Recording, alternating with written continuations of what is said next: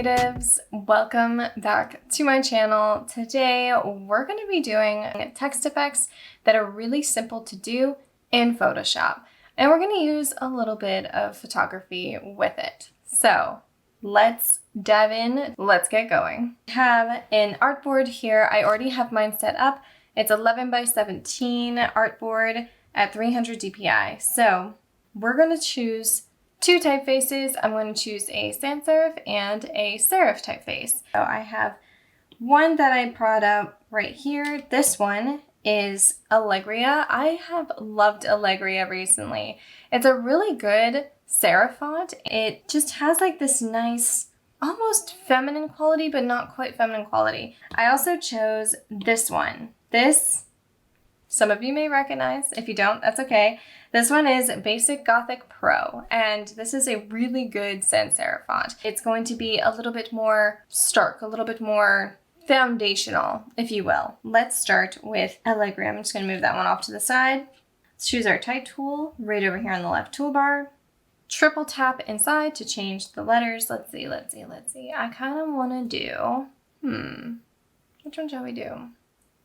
I like the look of the L, so let's do the L. We're just going to move it into the center. Now, there are a few ways you can increase the size of this. You can transform it to increase the size by using the transform tool. But if you don't want to have to do that, you don't have to. Just go into the properties panel and just increase the font size. We're going to make it pretty big. And then we're going to make them even bigger, because 288 is not big enough. Boy, that looks really quite cool. All right, next, let's add a picture. And our picture, I already have set in my files, and it's gonna be this one. Now this already has its own dimensions set up, and this is a high quality photo. All the photos I am using today are from Pexels. This isn't sponsored. I just love the creators over there, and all the photographers and their photos are linked in the description down below for you all to check out. They're amazing. So I have this photo here, and the L is behind. Let's hide our photo for now. Now with the L, we can choose to keep it as the font, or we can rasterize it or layer mask it. I would prefer to keep it as the font so that we can change it whenever we want. We're gonna go back to the photo. Let's unhide it. And there's going to be a lot of foliage here. Let's take the opacity down just a tad so we can see the L behind it, so we know what we're working with. And I want this L to kind of come alive, so we're gonna make some selections. I did a video about selections before in Photoshop. If you haven't seen it, you can go check that out after this video, but we're not gonna use those tricks today. We're going to just use the Lasso Tool. This Lasso Tool is it's the third icon on the left toolbar. We are going to make just a few selections that run outside of the L here. Let me just make sure my selections are a little bit more accurate. I'm only going to do a few of these, and you'll see why. We have a few going here, a few going there. I do want some coming from off of here. All right, now that we have all of our selections made, we're going to add a new layer. Go back to the layer where we made our selections, and I'm going to duplicate the selection, and then they're on their own layer, just like so. Now we can go back to our photograph layer, the original, take the opacity all the way back up in the properties panel, make sure it's the same for that new layer of selections we just made, and then let's clip mask the original photograph layer. There is an icon right over here on the right toolbar. To be able to do this, you just tap on it, and there it is. Considering this is still a font, it's a live font, we can go back in here and add some stuff to this font. For instance, we could add a stroke if we wanted to, or we could even change up the letter into something else if we wanted to. Tap on our type tool, tap on the letter, double tap in, and then we can change it to whatever we want. So if we wanted a lowercase l, or let me zoom out, or if we wanted a G, we can do an F as well. Or if we wanted an A, we can do an A and do a B. You can change the letter because the text is still live. And you can change up your selections as much as you need to or as little as you need to. We get a really cool look just like this. You can also take your paintbrush tool and change the opacity of it.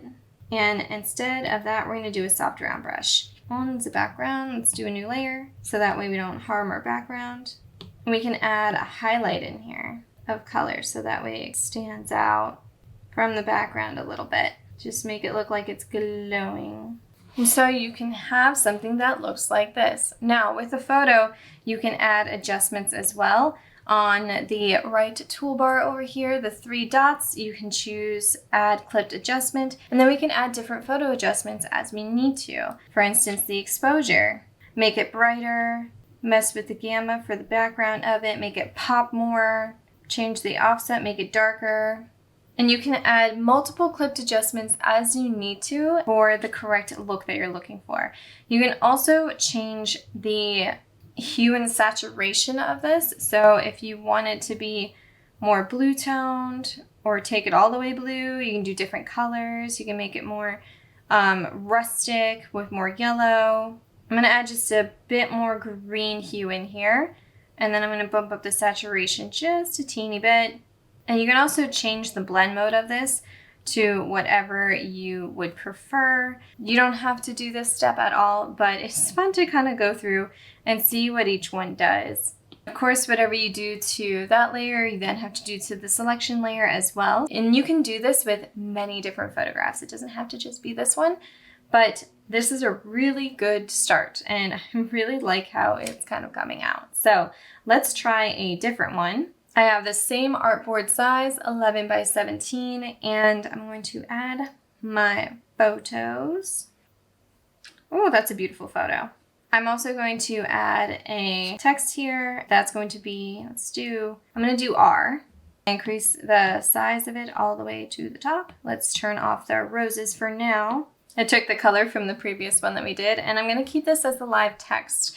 Once again, for the flowers here, make them appear by pressing the I. Go into our properties panel here, bring down the opacity quite a bit to about 50, 58, 60. I'm going to move my photo. There, we can also transform the photo and make it a bit smaller to fit our needs here. Then just like before, we're going to make our selections. But I'm going to make the selections using my quick selection tool. I'm going to drag over all the flowers since they are a lot more established here in the photograph. I'm going to go back in with my lasso tool and take away anything I don't want from this selection. You're more than welcome to zoom in to do this, so that way it's a lot easier on you. And once again, once you have your selections, you can duplicate the selection. It pops it onto a new layer for you. Let's make sure it's at 100%. Wow, those really do pop, don't they? Go back to our original photo layer. Bring that opacity back up to 100% in the properties panel. And then let's do our clipped adjustment. Boom, just like so. I didn't negate out the center of the R, so let's hide this for now. Drag the opacity down on this floral piece here. So no matter what, if you do mess up, it is okay. You can always fix it.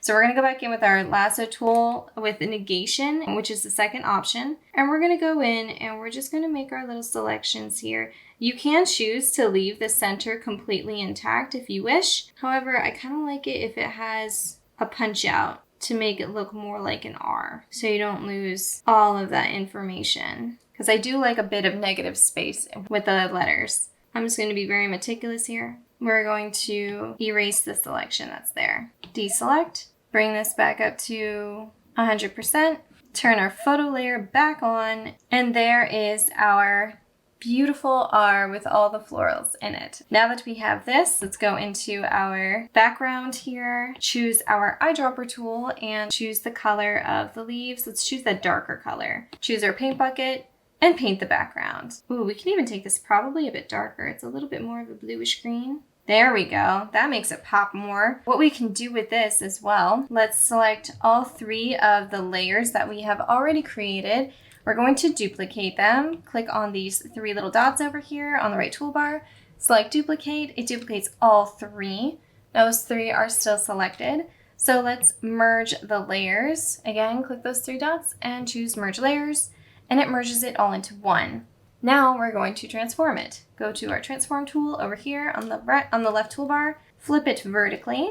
Let's move it down here. And we're pretty much just going to reflect it. Choose done, but that's not where we're going to stop because it looks kind of weird just like that. Add a new layer, and we're going to add a gradient. Now our gradient tool is nestled over here under our paint bucket. So we can tap on the paint bucket and choose gradient. I chose my colors based off of the foliage that's inside the R. We're going to drag down a gradient. Now with this, you can do this as many times as you want to get it right. Drag it down the whole length of the artboard. Choose the clipping mask icon over here so it clip masks it to this R. My gradient was a little too high, so let's take it down a bit more. There we go. And to make it even a little bit more believable, we can even take down the opacity of it slightly for the gradient layer, so that way the flowers look like they come out a little bit more, and you have this beautiful R happening. We can also add some shadow behind. Let's add a new layer. Choose our paintbrush tool like we did before. However, we're going to choose a smaller brush size. Again, it's the same color as the darkest color in the foliage here. Put a shadow where it would make sense. The same thing goes for lights. You can add light to this as well. Switch these up. I'm going to make this color a bit lighter. Not too much lighter, but a bit lighter by dragging it diagonally up to the left. For this one, I'm going to do a new layer so that way we can have our shadow layer and our highlight layer on different layers so we can mess with them later if we want to. I'm going to do that on the opposite side of where I put the shadow. And we can also do this on the flowers. Instead of having a normal mode, I'm probably, let's see, I think I might do a screen instead, and then we can take this down if we need to. So I'm just going to do this on the flowers themselves.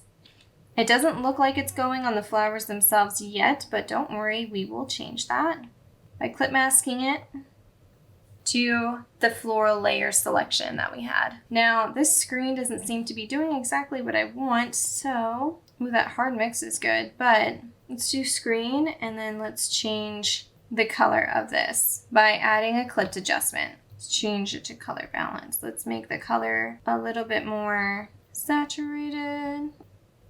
Let's do brightness and contrast as far as a clipped adjustment here. So now it really looks like it pops. So now we have something that looks like this. I have one more that we can do, and that's going to be really quite cool because we're going to select the Gothic Basic Pro. Instead of this being, oh, let's not make that red. Let's change that up, shall we? Let's change that color to rich black.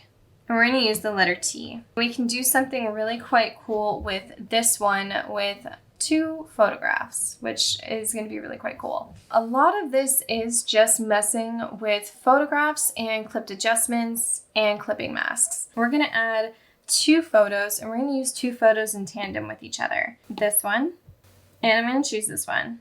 These photos are of motherboards. If you hold down your touch selector while transforming a photograph or a selection around, it snaps it to the next angle. So like 60, 45, 30, 0, 90. That's how you know it's straight, like straight on for the angle. For this one, we're going to use this photo here in the background. So this one I'm going to hide for now. Let's bring this one down in the stacking order. For the stacking order in Photoshop, you just tap and drag up and down. So if you want to change the stacking order, tap, drag, tap, drag. Very easy. For this photograph, crease it and move it around the T transform tool. Hold down your touch selector, slide it to a direction. It increases it from the center out or center in, depending on if you're increasing or decreasing. And just like what we did last time, we're going to go into our properties panel, turn down the opacity as much as possible to make sure that we have this in the right orientation that we want. I want it like that. Yeah, that looks good. In this case, I don't. So when you come into a problem like this, where you have a photograph and you have a letter and you're like, or anything you want to clip mask it to, and you're like, wow, I kind of just wish like this wasn't here, or this was here, or this was there. You can. Let's just do a duplication. Tap on the layer, press the double pages. I'm going to do the same thing for the text. I'm going to change the stacking order as well. Let's hide these. Just for now, let's go down to this one. I'm going to have it lined up with the bottom of the T here. So now that I have that lined up, hide these 2 and turn these 2 on. I just want this top section to be there. So it is there, which is great. Add the clipping mask to this. Let's turn these layers on, and I'm gonna add the clipping mask to the one below. It's overlaying the top of the one below, which I don't want. Choose our selection tool over here and do the marquee rectangle tool. We're going to be on our photograph layer that we just clip masked. Select everything below there, and we're going to erase it. Deselect and delete the second text layer. Reclip mask this to the bottom. Instead of having things like shooting out of the letter like we have been doing, we can take another photograph, i.e. this one, and we can drag it all the way down in the stacking order to the very bottom. Just change the orientation of it. Again, hold down touch selector, grab the arm, it'll snap into place. Hold down touch selector, slide in either direction. Let's increase the size of this and put it as our background here. Click done. There we go. Our T kind of gets a little lost. Select all three of these layers that are on top that make up our T. Choose our selection tool. I'm going to move our T down here. Add a new layer underneath the T. And we're going to make it stand out. Choose eyedropper tool. Let's choose this bright goldish yellow. Let's choose our brush tool and let's just draw around this T. Again, I'm using a soft round brush to do this. With a low opacity, I'm just drawing over to make it look like it has like that outer glow effect. Since we don't have effects in Photoshop on the iPad, we kind of have to make them up. You can also change the color of this. I just like the fact that this was yellow because you don't hardly see a lot of yellow motherboards. So it kind of makes it glow, if you will. I can also duplicate this layer and change the blend mode of it. Let's do a linear dodge at 13%, I would say. Transform that selection and make it a little bit smaller than the one that we already had. So that way it doesn't distract too much. It glows just a tad. And now we have this T going on. The only problem is these photos I didn't bring all the way back up from 60% opacity to 100. So let's bring those back up and really make them pop. Let's duplicate this bottom layer, change our blend mode to overlay, and decrease the percentage of it down a little bit to about 50%, 57%, 60%. Have a look that looks like this. Or we can turn that one off. Let's duplicate that bottom layer again. I love using blend modes. They're great. You can change the blend mode to something that we don't often do, which is exclusion. Exclusion gives this a very kind of like retro glitchy type of look. You can do a hard mix, which really blows out all the color, which makes it look really 90s, if you will. I really prefer to have it a little bit less in your face. Let's do that hard mix, but let's bring it down quite a bit, shall we? To about 36%. So we can have a look that looks like this, or one that looks like this. Depends on what you're looking for. However, I think both options are great. You can do this with any letter. And just like I mentioned before, if we go back to that text layer, since it's still a live text, we can go back in with our type tool, change the letter from a T to an L to an E to a Y, anything you want. I'm gonna go back to T since that is what the rest of our layers are based from. You can do a lot with clipped adjustments, clipping masks, and the brush tool to get those effects, and also using those blend modes. I hope you all enjoyed this video. Go ahead and give it a thumbs up if you liked it. Subscribe if you haven't already, and I will see you all in my next video. See you soon, creatives.